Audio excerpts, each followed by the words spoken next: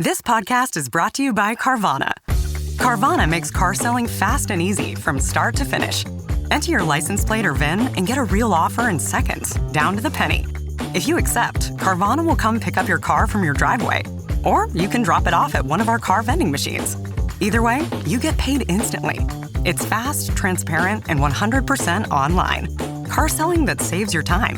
That's Carvana. Carvana. Pickup fees may apply.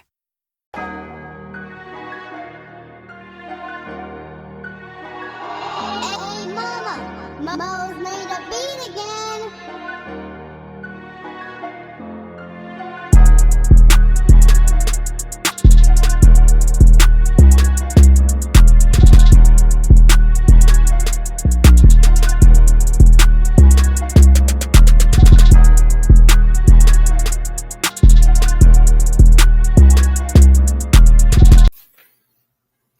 Hello. Welcome in. It's Birds of a Feather Podcast with your boy Q City. Your boy Taj Bravado. And we are back again with episode 96. 2 steps forward, 1 back. Real reticent of what actually went down versus the 49ers on Sunday night, another primetime game. We're going to get into the game. We're going to get into what's going on next week versus the Dolphins, get into some team news as well. Closing on in division, and then anything that y'all got for ATL, y'all can hit the chat with on the live stream, or as always, hit us up on all socials at BOAF Media. So the Falcons lost 20-10 on Sunday night in San Francisco.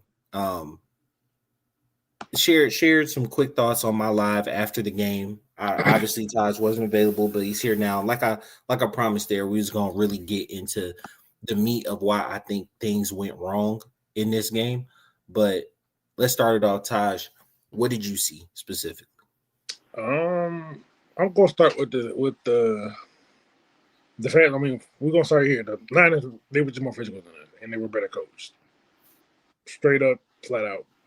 Ain't no sugarcoating that. Now I'm gonna go on to the defense. Couldn't stop the run.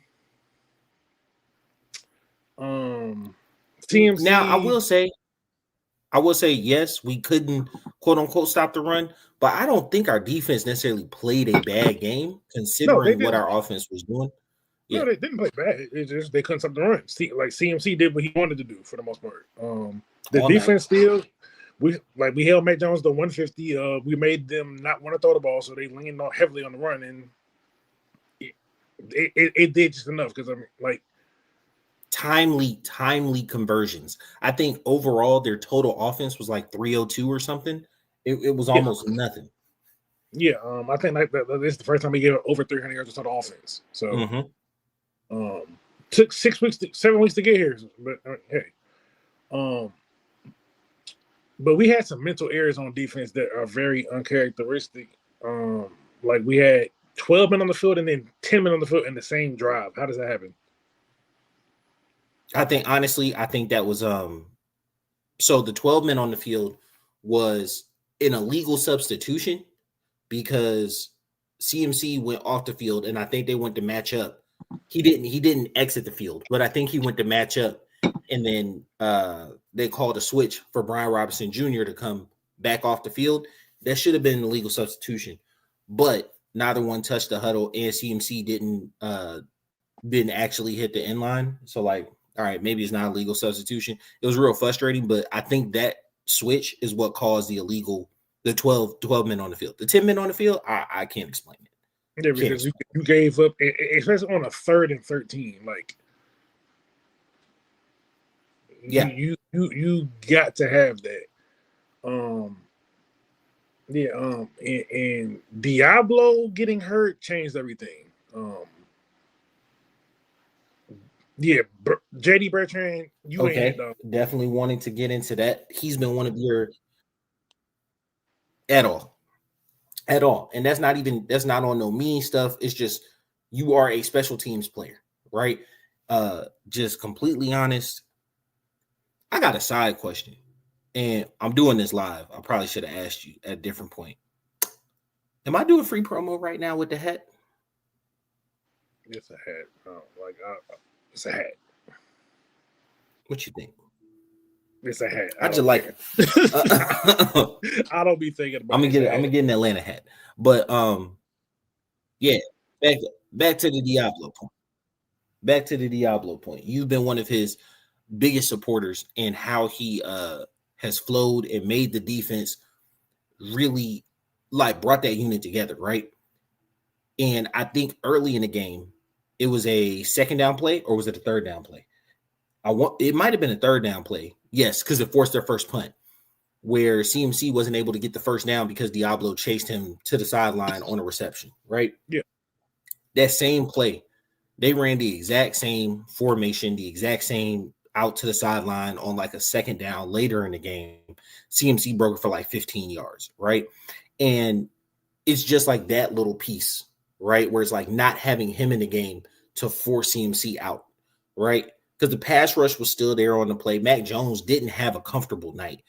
He had a high completion percentage, but I think that's more of a function of like how the offense was being called and the safe throws they were kind of making available for him. I'm not going to take away from the fact that he did convert on a good bit of third downs off his arm, right? It wasn't all CMC converting on third down, but like it's not like he had a prolific or comfortable night by any stretch of the imagination. I think Diablo getting hurt, yeah, that was a huge piece to the game. Yeah, because like once he was out, we no longer had anyone that could contend with CMC. So things really got kind of dicey after that point.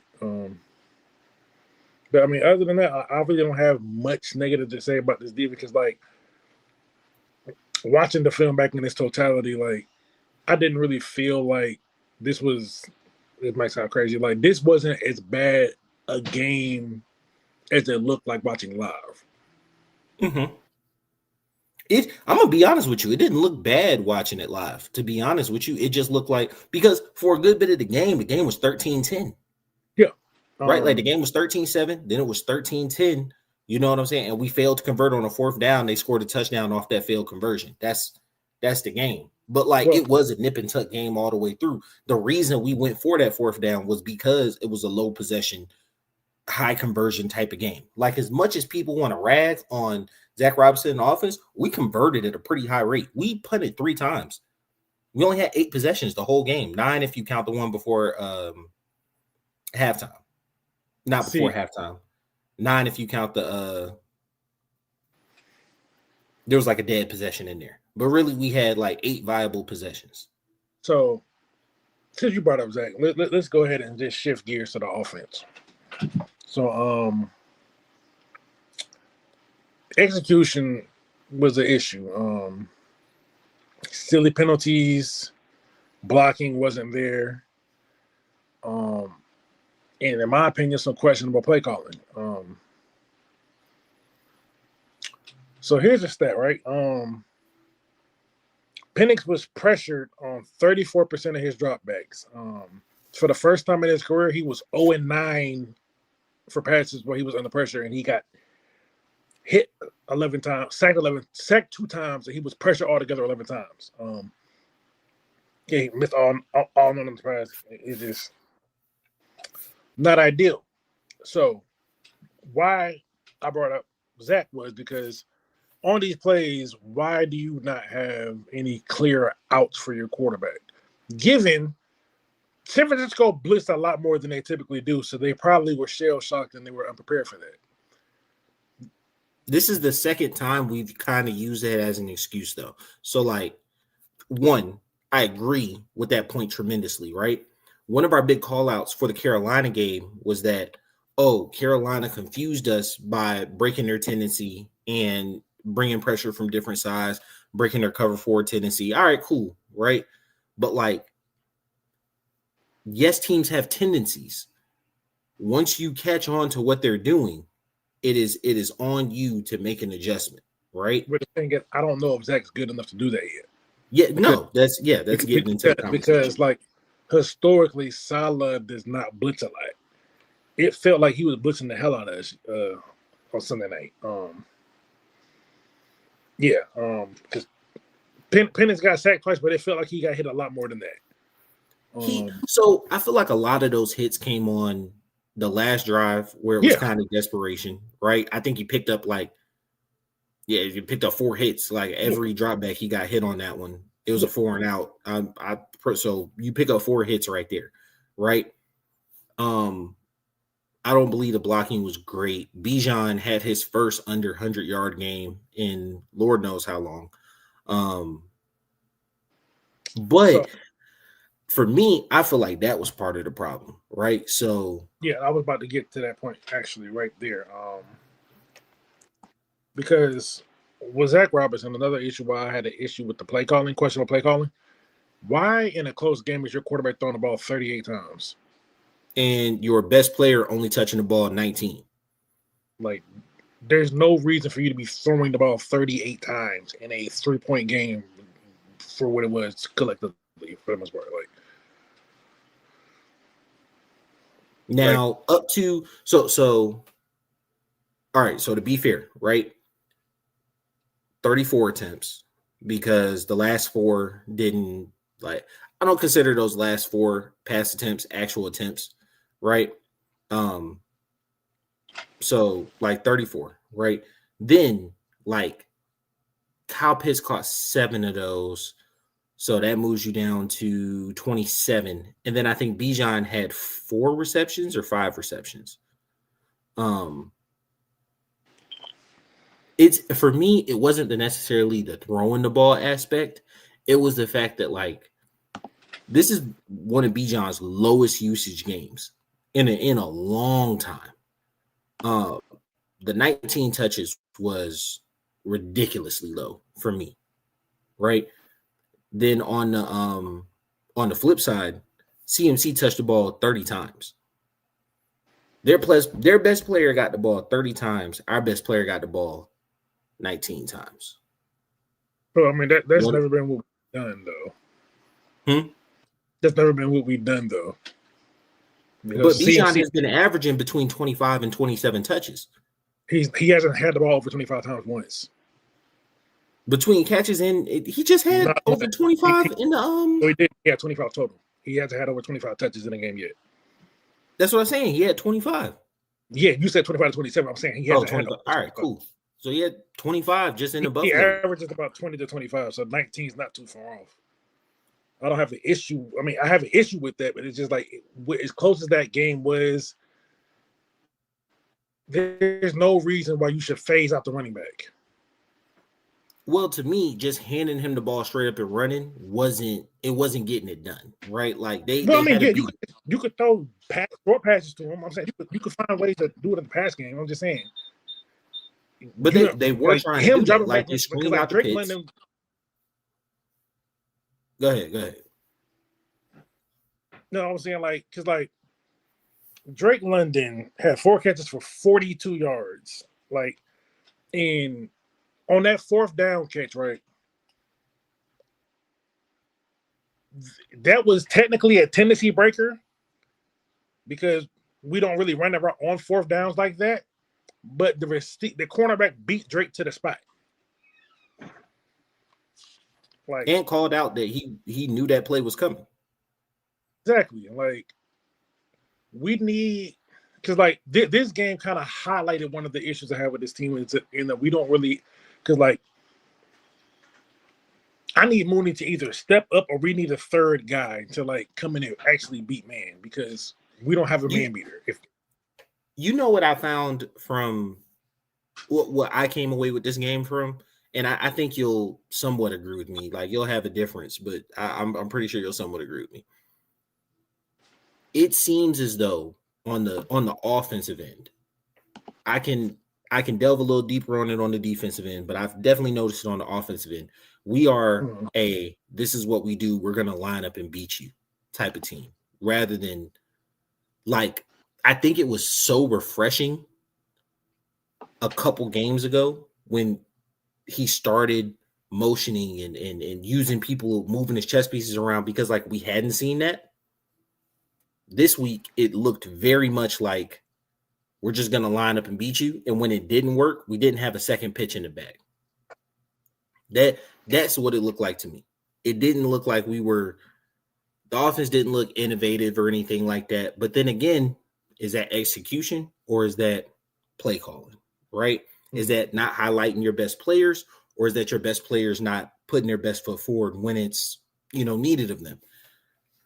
I couldn't tell you, but I would say the offense looks stale. And just straight up, very rarely am I super critical when it comes to the team, because I am a fan, but so this is about as critical as you're gonna get. Our offense is too good. We have too good of players to consistently score below 20 points. And 10 is just completely unacceptable. And whether that's play calling, players, execution, whatever it is, 10 is unacceptable. There's with a first round running back who may be one of the best players in the league, with a wide receiver who is at worst top 15, right? And then a tight end who is as physically gifted as we have, with a quarterback who is as physically gifted as we have, with the offensive line that is as highly rated as ours is, there is no reason to score 10 points. And we've had 2 outings this year of 0 and 10 points.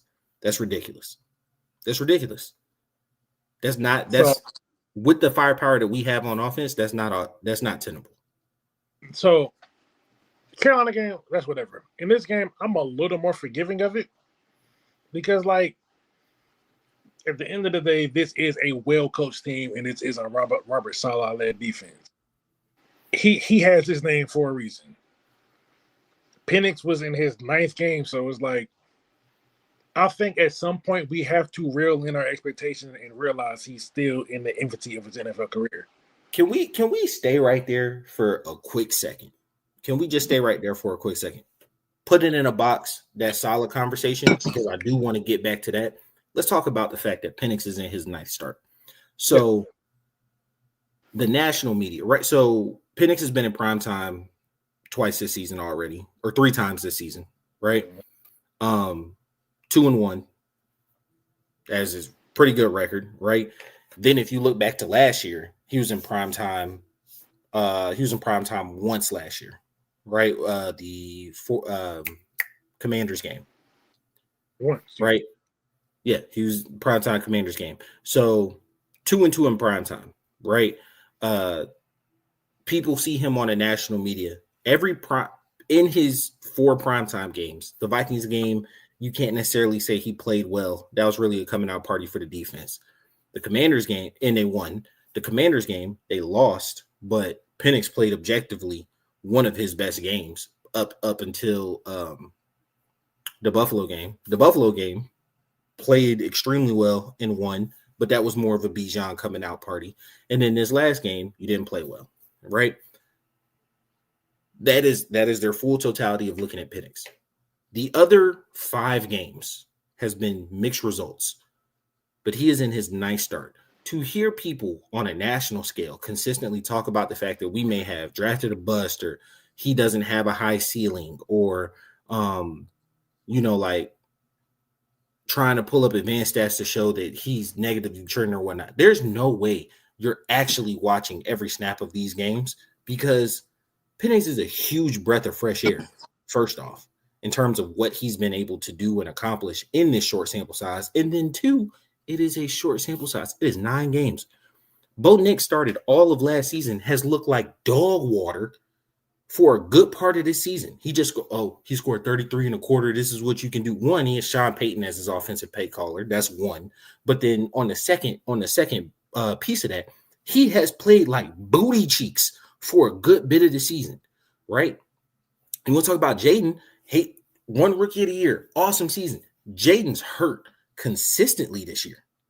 And I'm not gonna say it, but one of the things you talked about was his slim frame coming out, right? How dynamic he was, but the fact that he was super skinny, right? Caleb Williams had a great touchdown to interception ratio in the first year, lost 10 games in a row. Ain't nobody talking about he a bust. Now all of a sudden, Drake May is a great white savior, looking like Josh Allen 2.0. Oh, he's the best one out the class or whatever. Michael Penix has had 9 starts. Yeah. And gotten better. gotten better along the way. Because the thing is just like, you can say what you want to say about this Niners game. Was it a good game? Absolutely. Was it a horrible game? No. Like, he was middle of the pack. Like, he had some bad moments. Like, I'll admit that intentional grounding at the end of the half, that was bad. That was bad, bro. Right? But like, I hate to keep invoking him because it looks like I'm just piling on at this point. But Bo Nix ran damn near ran out. The only reason he didn't run out the back of the end zone was because the dude held in the end zone and got a safety last week. You know what I'm saying? Like, he scored 33 and a quarter, but like they were down 26-0 or 23-0. You know what I'm saying? Like, it was 26-8 in that game with like 6 minutes left. The Giants just had like a historic collapse. But like, you know, Dallas ain't really got a defense. Everybody been eating them up all year. Jaden didn't even finish the game. Yeah.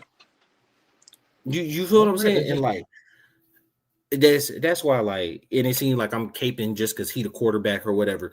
If you listen to me for any sort in amount of time, I'm not super emotionally attached to any quarterback. Desmond Ridder was on here. I started this in Matt Ryan's last year. I consider Matt Ryan the best quarterback we've had, right? I started the podcast saying, yeah, he should probably retire. It's over for him. When we got Desmond Ridder, I called that man average the whole time he was here. Taylor Heineke, we didn't even comment on his quarterback play because, like, I'm like, hey, it is what it is. Kurt, I was excited when we got him. When it was time to sit him, it was time to sit him. Penix has showed in these starts that he's going to be a viable option at quarterback. And for me, from what I've seen and watching the film and looking at stuff, is that he's going to be a high-level quarterback if he continues on this trajectory. So, like, for people to consistently be like, oh, he's a bust or he's not showing anything or whatnot, because, like, oh, these guys pop in year 2. He hasn't even had 17 full starts. Yeah, like, let him get a full season because the thing is, like, Drake just made do the it math, look like his first 9 starts. Yeah, exactly. Drake made it look like Drake did it right now in the first 9 starts. Like, so it takes time. Let him live the game a little longer. Like, he has to live this NFL game more. His coordinator has to help him more too, a little more too. His receivers can help him too. But like, let him like find his rhythm. Like I think Penix will be just fine. But people's talking about, oh, we need to go back to Kirk Cousins. Cut it out. He's good.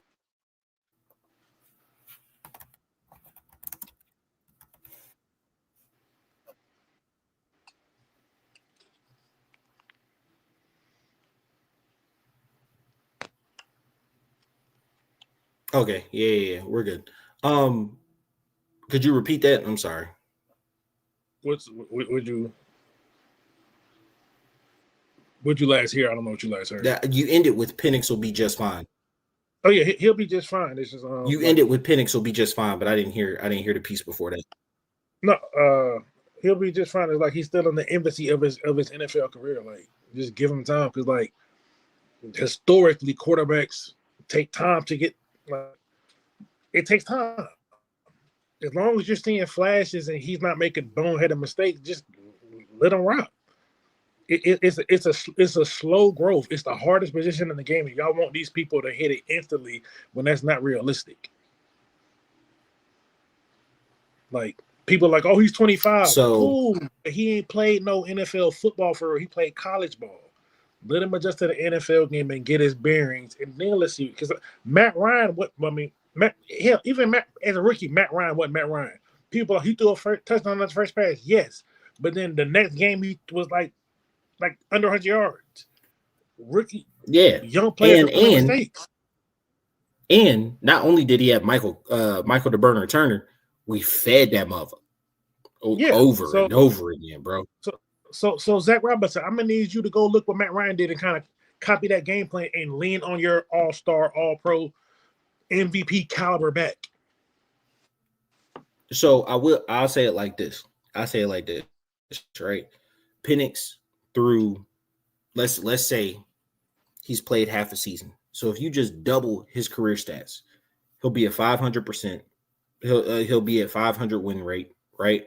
But like yards wise, he'll be at 4,400 yards, 16 touchdowns, 12 interceptions, and 4 rushing touchdowns, which puts you at 20 and 12. Right? Which So 4,400 yards. No, I was saying 4,400 yards, 20 and 12. Yeah, 4,400 yards, 20 and 12. You know who had that season last year? Caleb Williams. He didn't have 4,000 yards. He didn't have 4,000 yards, but I'm saying the 20 touchdowns, 12 interceptions. Yeah. No, Caleb was 20 and 6.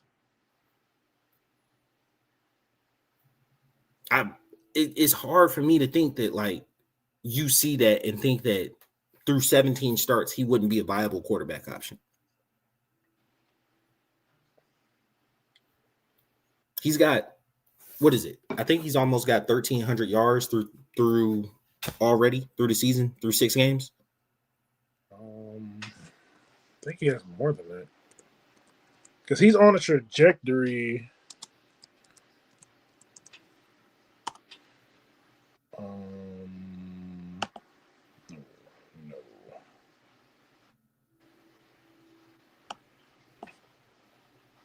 Get this thing about that. But I know when I looked at his trajectory up, he's on a trajectory of about just under 4,000 yards or right at 4,000, which is what I predicted that he would be on. He's going to be fine. It's like a 4,000 yard passer. He's at 4 touchdowns, 3 picks this year, right? So like, I expect the ratio. Honestly, if that ratio doesn't overly change throughout the season, I see him at 21, 22 touchdowns and maybe 14 picks. Because he had 1.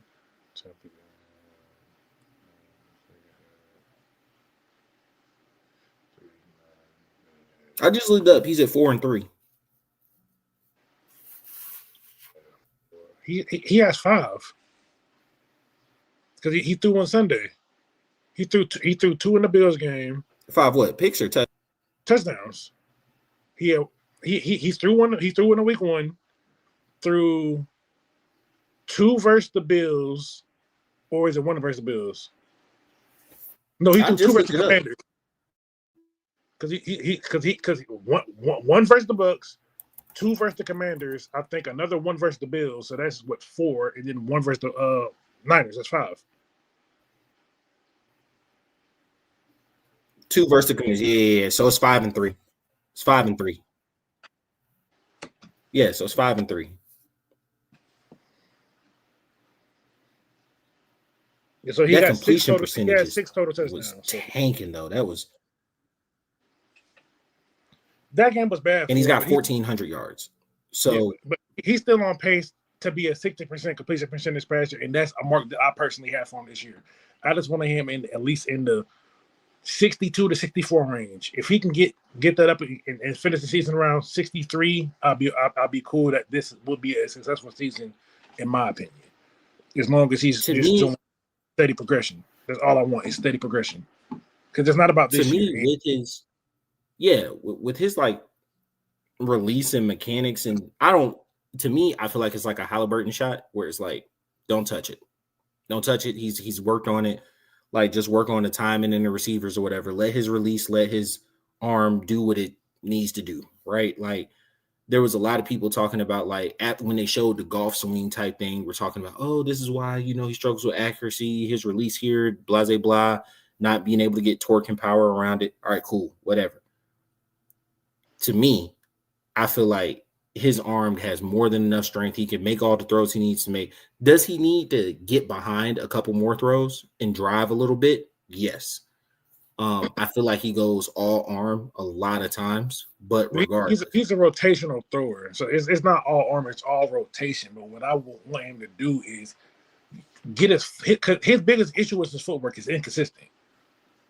because there are too many times where he's completely square up with the line and it's in at least the inaccurate throws. It's almost like he throws better with someone in his face. Because it forces him to kind of square up a little bit. But that's not what you want. Yeah. Because I'm not gonna lie, those hits late in the game, it looked like took his knee out, took his ankle out, like late in the game. And it's bone bruise. Because it's like Penix, he has that type of talent where he's gotten away with doing these things for so long. But I'm confident that because it's a growing thing. Because like you see at times where his feet and upper body are married together. That's what you want. You want your feet and body married together, and everything else is fine in terms of rotation. He has great rotation on his throwing motion. I just need his feet more involved. Because you keep that cuts down on the inaccuracies. Because yeah, I'm not no quarterback guru, but I know just enough.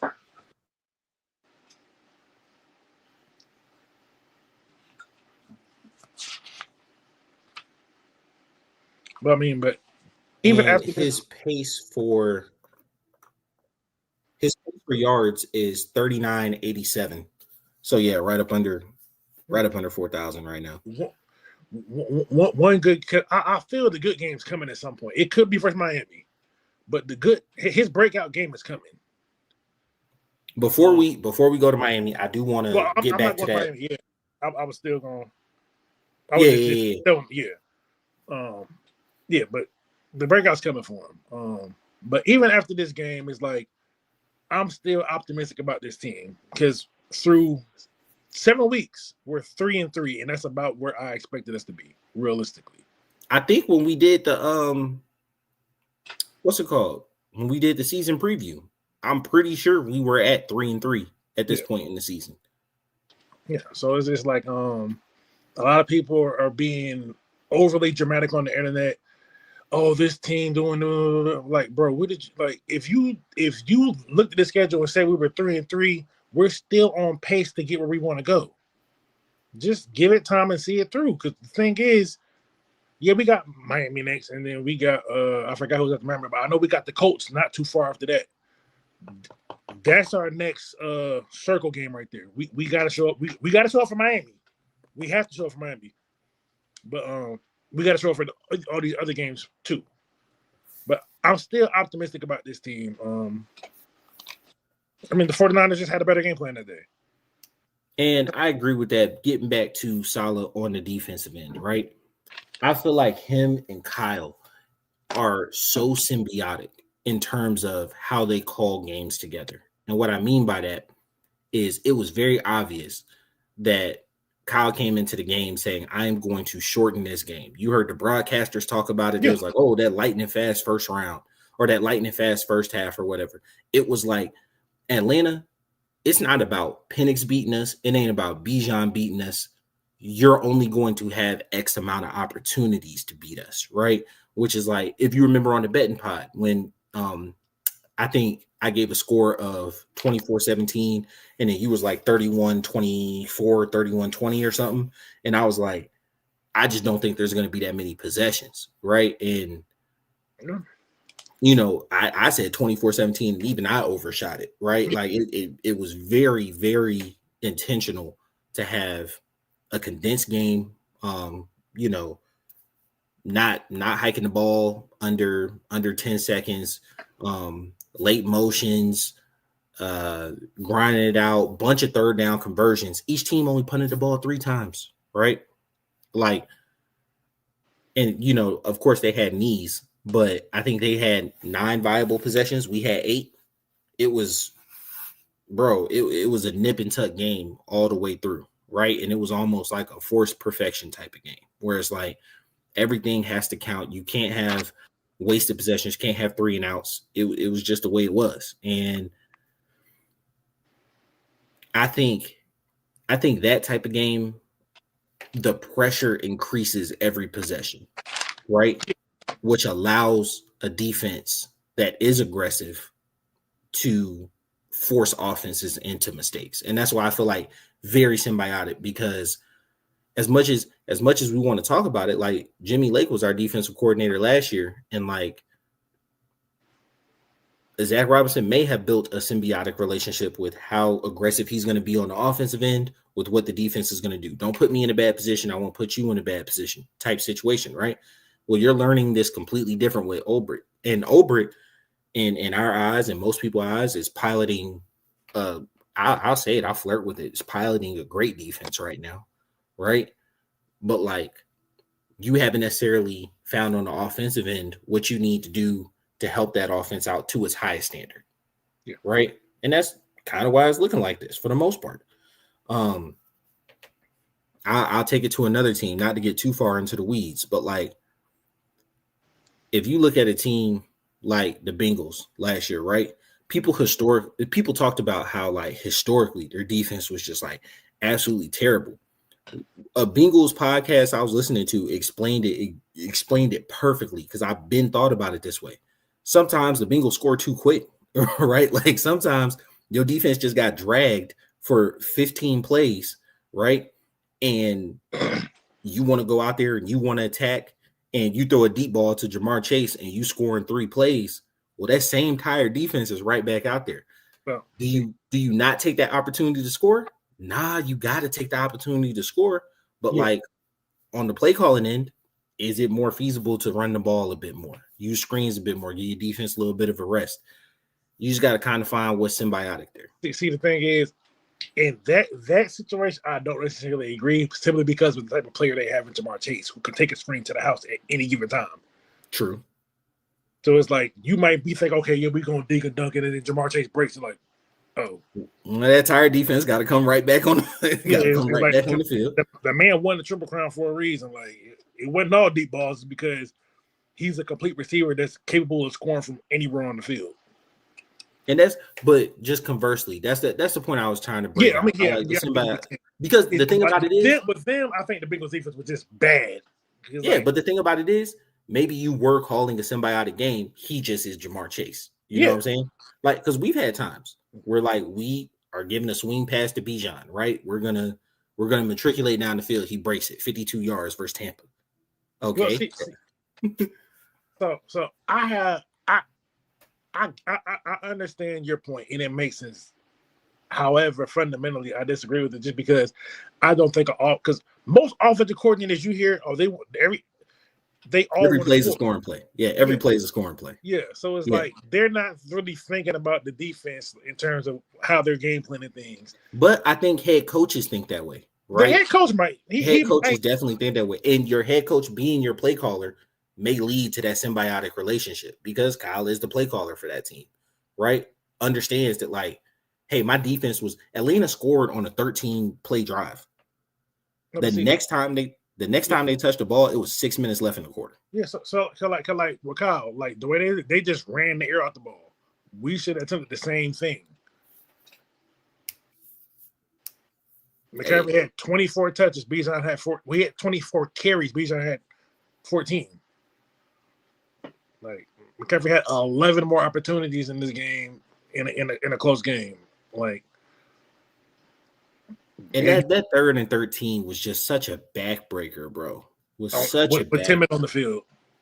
You needed to. No, like that's one of the first times I ever seen like Raheem actually like get out of body. And I think the reason for it is because he learned a lot from his first time in Tampa, right? He's a little more removed. He's definitely CEO, head coach, right? He's going to trust his, and you see this in corporate America a lot. I'm going to trust the people under me to do the job until you give me a reason not to trust you. And first off, I don't think that 10-man on the field mistake was a reason not to trust Ulbrich. But like, when on a big stage, your like lack of due diligence causes me embarrassment, like it's tough, because the first thing that you want to do, the natural reaction to that is I do it myself, right? But you still gotta instill the faith and the trust in them to like do their job. But that's one of those that hurts. On a 3rd and 13, 10 men on the field, you allow a seam route to their best player. Like, it's not a good look. It's not a good look. But it's like we're still able to compete with these teams that we want to be mentioned with. because this was a close game. It was a This dog. was a 3-point game. This was a 3-point game They until that scored third. that money on what should have been a penalty, but we're not even going to get into that. Nah. But yeah, like we're competing like with the teams that we want to be mentioned. We're competing with them. We're not getting like so. I can't be upset with this. It's like yes, I'm disappointed that we lost, but it's like this is still a game. It's like okay, cool, because like I'm cool with this because everyone's focused on oh well, how we ain't scoring? They ain't got Fred and Nick Bosa. Well, they still got Robert Saleh, and he gonna figure some shit out. Which leads us to the point that we're going to get into in the Miami game and why they would be a dangerous team. So the week was the week. It was a tough loss. I won't say it's a bad loss. I say it's a tough loss, but we're going to go ahead, turn the page, and get to what we plan on looking forward in Miami.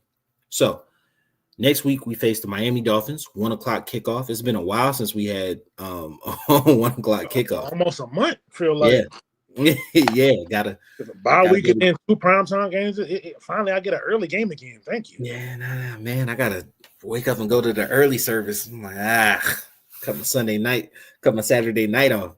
But yeah, we'll be live right after the game. But the Dolphins had one of the most embarrassing outings I've ever seen. Right after Tua had comments that I've been very consistent on, I think should have got him benched. I just say that this is a little peek into the betting pot. I told you. Oh, 100%. 100%. If y'all not following the betting pods, please go. Only follow me for the props. On the props, I'm killing. I have got a beat on the Falcons props. For the games, the goal is to finish the season above 500 because she's getting rough. I'm doing all right though. No, you're doing good. You're doing great. The kid ain't there right now. Hey, it's been tough this season, bro. And so the game I betted on was Miami +2, +2.5 versus the Browns. And this man, I gotta give him props. Told me straight up. He said, "What is the only unit of notice in this game?" I said, "Cleveland Brown defense." And he said, "That's where I'm going with it." And like in hindsight, that makes perfect sense. Because Miami's offense is terrible. Cleveland's offense is terrible. Miami's defense is terrible. Cleveland's defense is awesome. Miami's special teams is terrible. Cleveland's special teams is terrible. There's only one unit in that whole game that is above average, and I bet against them. It was stupid on my part. But ultimately, like, yeah, they had one of the – it was such a lifeless performance, bro. It was – I think that's the part that was hard for me. Is that like it's very rare you turn on an NFL game, especially early in the season. It's week 7, especially early in the season, and see like I don't want to be here football. That usually if you see it in an NFL game, maybe week 14, 15, 16, 17, is it maybe, but usually guys are playing for contracts. Guys are playing for the next year. In college, you see it. I'm not gonna lie. I love college football, but in college, like, you know, it's week 10. Your Ohio University facing Ohio State. After Ohio scores that first touchdown, it's a lot of I don't want to be here football. It's a lot of. Sure. But it's like because like Miami is rough. Because right now, Mike McDaniel is all the making of a dead man walking. I'm just glad that Miami didn't bury him before we play. I don't want the new coach bump. Yeah. I honestly, I thought that's what we were going to be talking about today, because how did you make it past Monday? How did you make it past Monday? 2 knees and a lot of spits. Yeah, boy. You know what I'm saying? What did Cinderella say when she made it to the ball? You know what I'm saying? That joke is wildly inappropriate, and I'm not going to finish it while we're on air. But nah, there's no way. There's no way you watched that game and thought that anybody on this team wants to play for this coach, wants to play for this team, wants to play in this city. There's no way you believe in the scheme on the offensive or defensive end. This team is absolutely terrible. Yeah, from the bottom up. And the thing is, I don't think McDaniels is a bad coach. I just think he needs to be a second-time head coach. He needs to go somewhere. Maybe this state, this about 10. This town is about 10 hours north of where he's currently at. Go there for a little bit and rehabilitate his image, and figure out the things and kind of stabilize himself before he goes back out to into the ventures. Something that I will say, why the Patriots are always good, why the Chiefs defense is always decent. Spags failed as a head coach, pretty miserably. You can't say right? the Patriots are always good because after they went on a 3 year suck fest. Well, their offense while he's there has been good. McDaniels pilots a good offense. Like McDaniels pilots a good offense, but he's failed as a head coach, right? Yeah. And like some guys are just good as number twos, bro. And there's no shame in that. Yeah, you know what I'm saying? Like Fangio, Spagnuolo, what's the dude for the Browns? Start with an S. He was the Lions head coach at a period of time.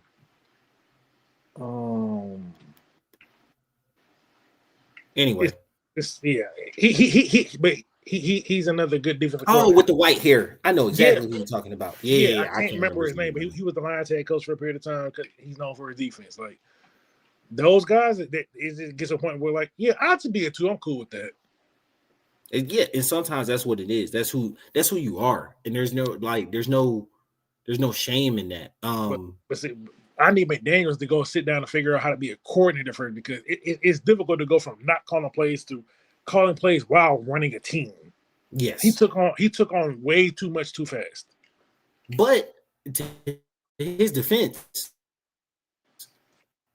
it worked beautifully for a while on the offensive end. It worked tremendously for a while, and then they had the 50th pick in the draft last year. And now they're 1-6. Like it's rough. And they've had a bunch of defensive injuries and exits over the past 2 years. But this thing, it's not even injuries. It's just they just are not solving problems well. Yeah, that's what I was about to get to. I was going to this unit in itself and how it is functioning. So Dylan Gabriel still check down D. That's all they got to do. Just don't fuck up and let the defense lose down. And leave on that my boy. You know his furthest air yard completion was like, I think it was 17 yards. And they beat him by 25 playing that way. Hey, look, his passes plays are hands off to Judkins. After the week we had stopping the run, or lack of stopping the run, I don't see Judkins running like that on us. That was. But we don't gotta worry about Judkins. Why not? Oh, Judkins, I'm tripping. Tripping. That's the Browns. My fault. Yeah. I meant that flip. I see Bijan getting off. I see Bijan getting off on this game. This needs to this needs to be a get right game. But what I wrote down is, first of all, Miami stinks. Now that's out the way. Let's get into the nitty gritty. Don't play down to their level. Exactly. Handle your business and get back on track. That's all I need y'all to do. Don't play down to their level. They down in the dumps. Don't you be down in the dumps with them. Play them like they're somebody and dominate. That's all I need. Get. I think this can't. If they go out there with the right mental, this could be our most complete game of this year. Well, so I actually had a different viewpoint. I don't think it's going to be a very complete game at all. I think this game is going to look a lot like the Vikings game. No, because the thing is, the reason why I don't think it's going to look like that because they don't have the Vikings defense. They did that because it's probably not best to air the ball over versus Flores defense. Who on Miami you scared of? It's not Miami I'm actually scared of because, like, to be honest with you, a bunch of no names in San Fran just kind of took us to the shed They because got they broke Salah. tennis. Who does Miami got? Yeah, that's okay. That's a difference, right? So Like, we're talking about Salah and Flores. Who Miami got? I'm gonna be honest with you. I don't know Miami's defensive coordinator. It's Weaver. He's from the Ravens, but the defense been burned because they don't got bodies. It's like, I get what you're saying, but it's like this is setting up to be. I'm not gonna get ahead of myself because, like I said, if they got the right mental, this has the opportunity to be one of their most complete offensive games. To where Bijan, like the Panthers game, week 18 last year. That type of performance, where except the defense actually shows up.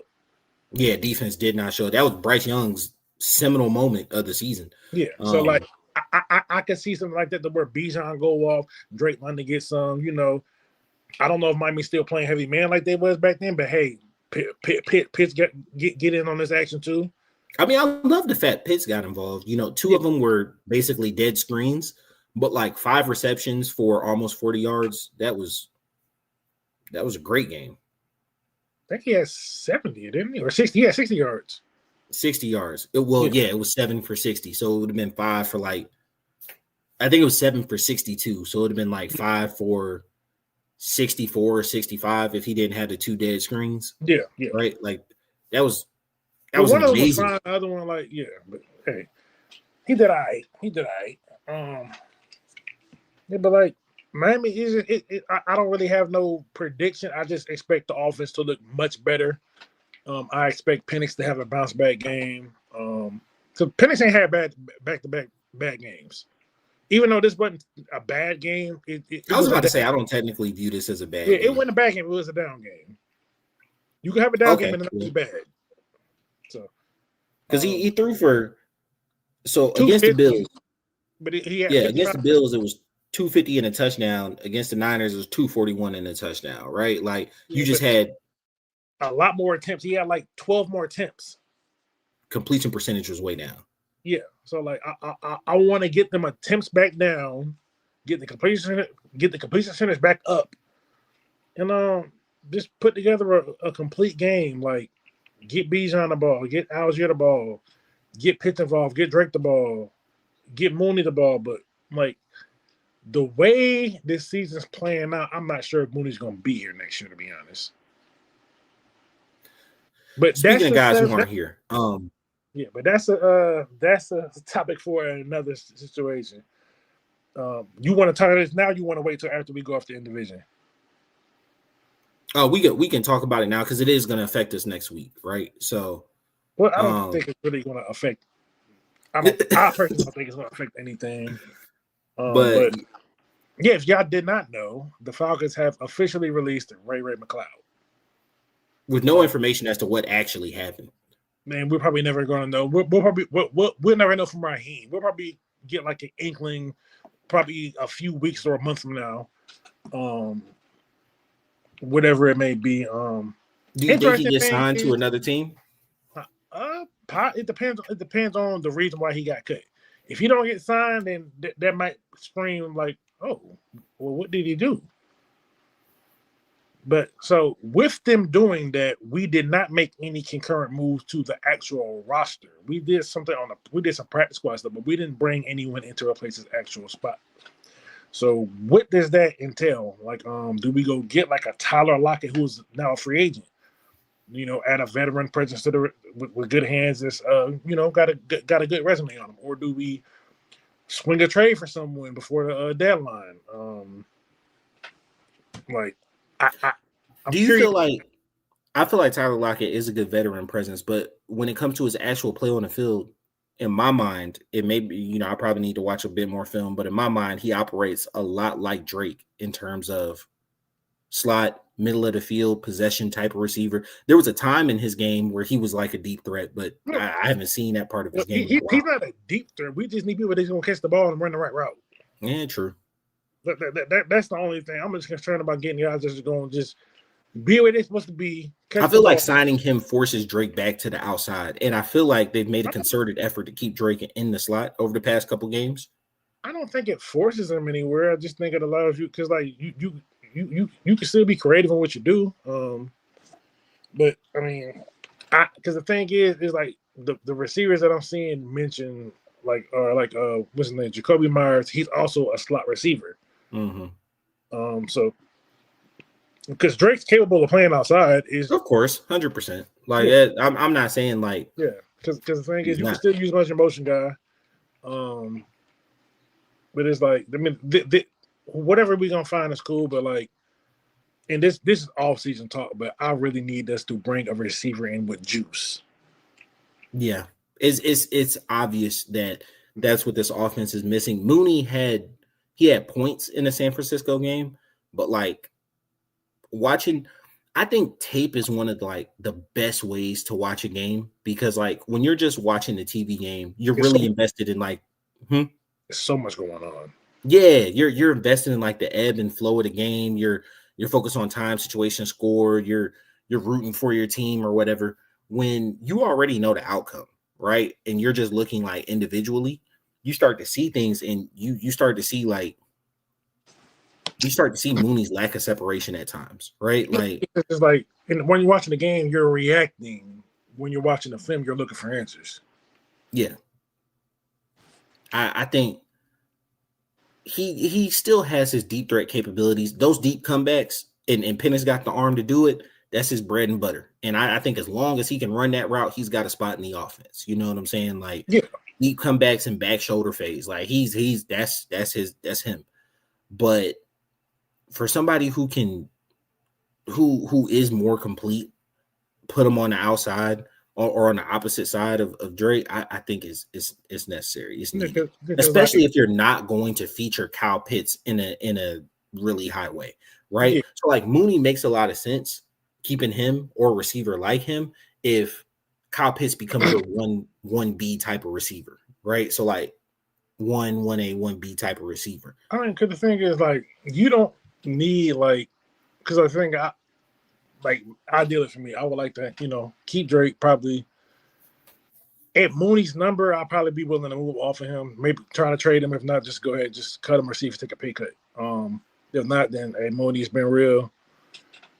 I know hard feelings is all business. But I would like to go get like a more physical type receiver. Like give me like I'm not saying AJ Brown specifically, but someone in that mold. Like someone that could, that's strong, that could actually play the X, that's not limited to run the outside, but it still has enough juice to actually scare you deep. Like there's just too many of them are on the market, right? Well, see, this particular is not a free, not an on the market guy. This is an all season guy. I'm talking about like a Christian Bell from Louisville. Mm-hmm. Yeah. Y'all can handle. So you're real familiar with him, ain't you? Yeah, you know what? This ain't even a pod for that. And you real life low for it. So for y'all, if you've listened to me for any point in time, y'all know I'm a Hurricane fan, bro. On a Friday night, bro. Isn't it Louisville went belt that, and then he scored 2 touchdowns late. But you see, he caught that slant and got up on out of there, bro. Like big body. Like, we need something like that. Yeah. And Miami secondary had been pretty highly ranked and really a no-fly zone for a little bit. I also wouldn't mind a receiver on Miami either, though, because like he's a Penix fan. So I mean, hey, who number 7? Yeah. So I wouldn't mind him either, but he's not dominant on the outside like that, though. He don't need to be dominant on the outside. Just be good at the role. That's it. He's got speed, but like we're getting off. We're getting. That's why I said we'll leave that in the off season. So, but yeah, pretty much Miami. What's your score prediction? So my score prediction for Miami, I do think there's going to be much more possessions, but I think it's going to be because of 3 and outs. I think we'll have more than 3 punts in this game. I'm thinking we're going to be around 11, 12 possessions. I see us scoring on at least 5 of those. So I got us at 27. Miami, I think, is terrible. I think Miami's going to score 14 points at max this game. So I'm 27-14. I'm going 31-14. It seems like we on the same page for the most part. Yeah, I think we're gonna get 4 touchdowns. I think Penix has a breakout game. Bijan gonna get 1 touchdown rushing, 1 receiving. Pitts getting a touchdown, and maybe Mooney get a touchdown, and Drake just gonna have to just break up yards this week. But Penix having a 3 touchdown week. I'm calling it. You heard it here first. Heard it here first, y'all.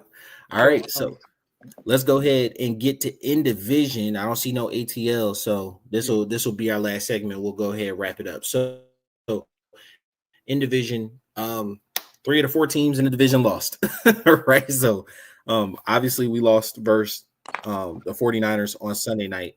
Tampa lost on Monday night versus Detroit in pretty beat down-ish fashion. And they potentially lost Mike Evans for the year. They're talking about he could come back for the last few games. And it's his contract year as well. Just a quick note. We ain't got to go back and forth for too long. Hall of Famer? Yes. I think so. I think so. Maybe not first ballot, but I think a Hall of Famer.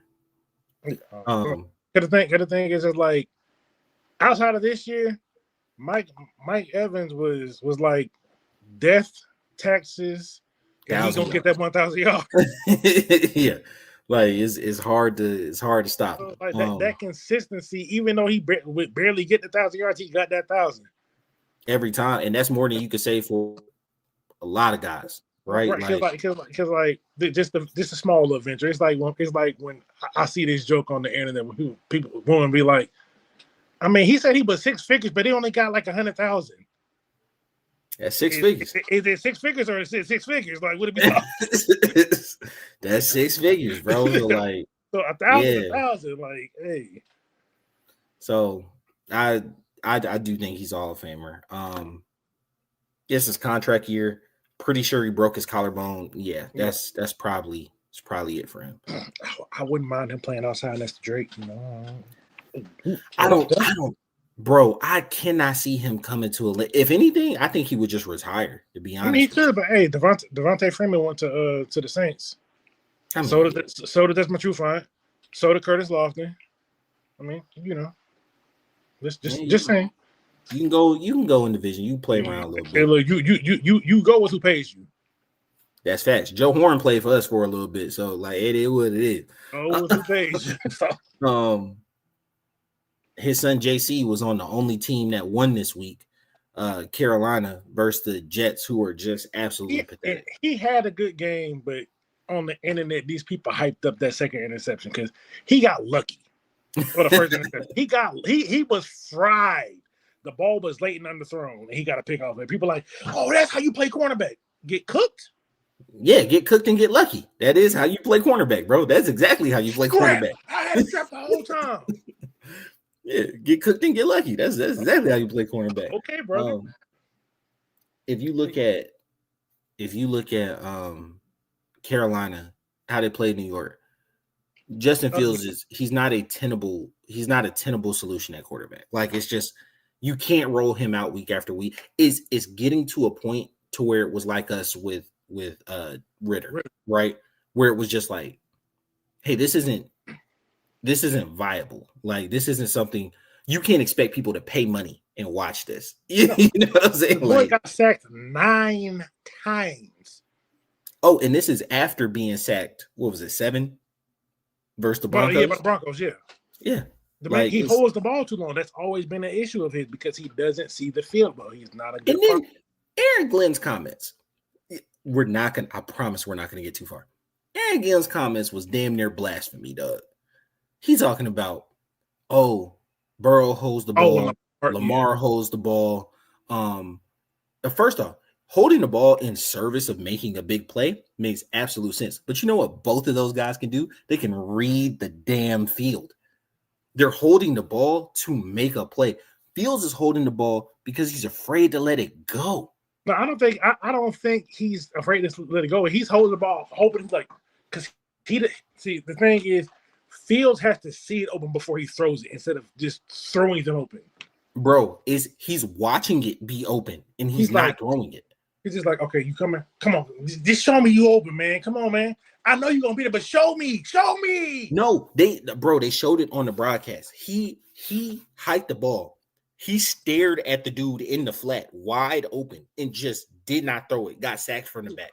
See, the thing is, the only thing I don't like about when they show those things is you can see that he's looking at it, but you don't know what he's actually looking at. All right. That's the only thing. We shoot him a little bell. Yeah, I shoot him a little bell because you don't know what he's actually looking at, because like he could be attempting to look somebody else. Like, okay, I'm gonna look here. Oh yeah, come on down so I can throw up here. Come on, man, take the bait. It ain't working. Like Mahomes said, it should never work. that was that was fun. I like that. But going back to it, bro. Like Fields it's untenable.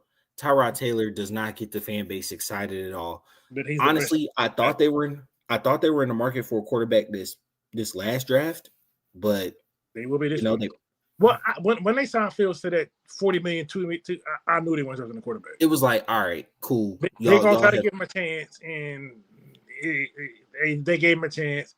But I think the only reason they took that chance because Aaron Glenn had some assurances that he would not be let go. He's got security. He's security. He's like, he's like, hey, just don't have me go doing stuff, because I don't like the quarterbacks in this draft. So yeah, and I think you're gonna do what you see works. Right? Yeah. You took a kind of disrespected, much maligned quarterback, built the team around him, or you saw like a much maligned quarterback, built the season, turn him into a winner. Right? You're thinking you could react like we're not going to act like Fields ain't got talent. You know what I'm saying? He has talent. So you're thinking, okay, we can take somebody. He has something, but the difference in the situation is before Goff got to Detroit, at the point he was in the MVP talks. He played in the Super Bowl. Yeah, Fields has not been. Fields been in. Is he a starter? Yeah. Fields is like maybe he's at best he's a spot starter. You don't want him being at best if everything's going right. Yeah. If everything's going right. Like maybe you bring him in for like some wildcat packages, like some tush push stuff or something like that. But as a starter, that's what the Steelers had in him last year, right? He started 4 games, changed him to Russ, brought him in on packages. That's the career you're gonna have, bro. Because and first off, I'm a black man. That's straight up first off and foremost. So yes, it's gonna color my commentary on pretty much anything. I want to see all black quarterbacks win. I'm not gonna hide from it. That's part of it. But Fields is bad. Yeah, but also because of that,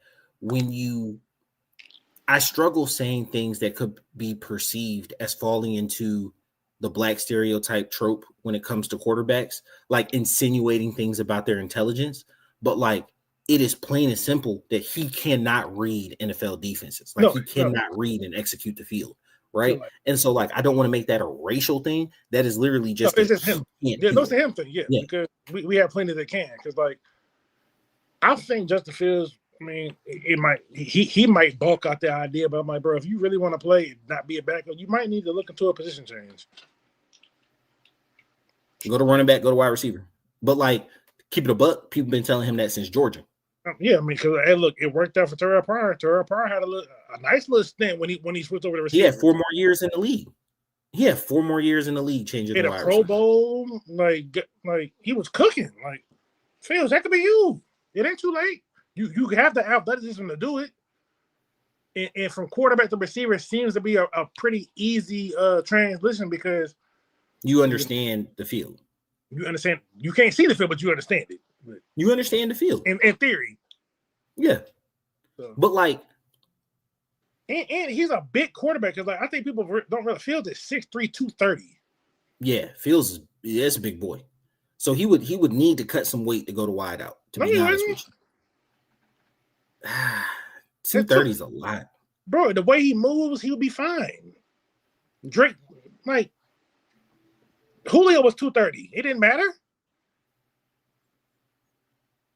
Julio was 230? Yes. Damn. Calvin Johnson was 240. Yeah, Calvin Johnson was also like 6'6", wasn't he? 6'5", 240. Justin Fields at 6'3". He could be 230. He still running. They still can't catch him when he take off. That's true. He got some speed on him. Because there's no real bit. Because if anything, you would want to keep that weight. You don't want to lose weight if you're going across the middle and expose even more yourself. But yeah, that's all. We done. Look, let's finish this division. Yeah, so left. So yeah, and then Bucks the Saints lost. Saints lost. Bucks lost to the Lions 24-9. Panthers beat the Jets 13-6. Obviously, we lost 20-10. Saints lost 26-14. Next game, we got Bucks and the Saints. We got some interdivision games coming up. Well, one game between the Saints and the Bucks. The Panthers plays the Bills, and obviously we go to Miami. At worst, I feel like two teams are losing. Hopefully, because Buffalo's coming off a bye week, so I'm assuming they're gonna be pissed off because they don't drop two out. I'd be surprised if they lost a third straight. Mm-hmm. In fact, they haven't lost 3 straight with Josh Allen since like his second year. Yeah, so I'm looking at the good thing about this divisional game. Somebody got to lose or tie. Yeah, so to be honest with you, I'm thinking the Saints are probably going to lose that one, right? That maybe pushes us a little further away from the Bucks. But if they pull that one out because weird stuff happens in divisional games, that would be lovely, right? The Bucks are down to 5-3. 5-3. And the Panthers will be 4-4, and then if we can get the 4-3, this division starts to look a whole lot better. Yeah. We need Tampa to keep losing, and we got to keep winning. We got to do our job versus Miami first and foremost, right? We fell into this at the end of last year. Well, the end of the last 2 years, where we're focused on what everybody else got to do, and then we don't handle the business we got to handle our business and not worry about anything. They got to put themselves. It starts now. Put yourself in a position to where you don't need help later. Yes, absolutely. Because we've been doing this for 2 years together. Every year at the end of this, we're talking about who needs to lose and what needs to happen for us to have a chance. I don't want to have that talk. I just want to talk about, all right, well, if we win this, we clinch. Great. I don't want to talk about if this team loses and then this team ties and then this team trips down the stairs, we make the playoffs. Yeah.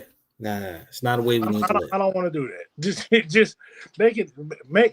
I understand it's not going to be easy, but I think if we can, I still see a path to 10, maybe 11 wins. 10 probably the more realistic number at this point. But the way the Bucks look, notwithstanding last night, I don't think 10's going to get the division. But no, I just need the wild card because I was about to say the way the league, the NFC looks as a whole, 10 will get you in. Yeah, because the thing is, like, and I might be isolated on this ideology, but I always hated the just win the division. I'm like, that's cool, but just handle as many games as you can, and then figure it out later. Don't, because I feel like you're minimizing yourself. Like, okay, we just want to win the division. No, win as many games as you can. Because if your division sucks, okay, well, we won the division. Yeah, we're 9-7. We won the division. Ew. Yeah. You're not a viable option in the playoffs. You're not a viable option in the playoffs. Like, I hate that.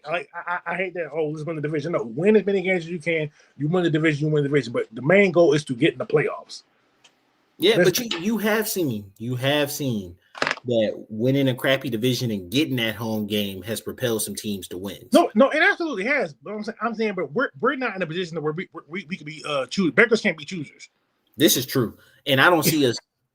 To be honest with you, the Bucks look like a 12-13 win team. Yeah, like just get in. Just win enough games to get in. Handle business. And if at the end of the season we in first place, cool. If we're not, cool, because we still make the playoffs. That's all I care about. Because it looks like so far, two teams coming out the West. Looks like 2 teams coming out the North. Right? And I believe we got to play these West teams. Yeah. Yep, we do. Yep, because we got them. Yeah, because we just played the Niners. We got the card. Yeah, so and Seattle look good. Seattle look damn good, bro. So like, time to strap up. But Like Rico Dow say. Yeah, but that's all I got for tonight, man. I appreciate y'all.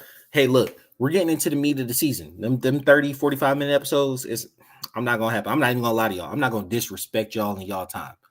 If y'all sit down, put us on 1.5 speed, because you're gonna be here for a minute, bro. Is you know what I'm saying? If you want 45 minutes, put us on 1.5 speed. All right. We got a lot to say. And the season's rolling, the season's good. And guess what? You'll hear even more of us later today, before the game. If you're listening to this tomorrow, before the game drops, I'll do a season preview for the Hawks. I'm pretty sure that's going to be just me, right?